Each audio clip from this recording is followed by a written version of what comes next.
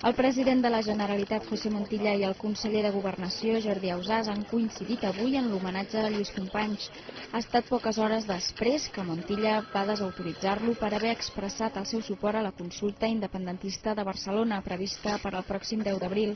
Tot i que cap dels dos s'ha pronunciat avui sobre la polèmica, sí que ho han fet els membres dels seus respectius partits. El Departament de Governació té un conjunt de serveis de suport a entitats. Aquest suport a entitats es produeix amb normalitat. Una altra cosa és el suport explícit a una determinada consulta des d'un govern, que crec que és la posició que ha determinat les paraules del president de la Generalitat. I jo crec que el que hi ha és molts nervis i per tant el que tothom ha de fer és relaxar-se. Estem en campanya electoral, tothom s'està posicionant, però en aquest cas el conseller Ausàs jo el vull felicitar perquè ha estat el lloc on havia d'estar.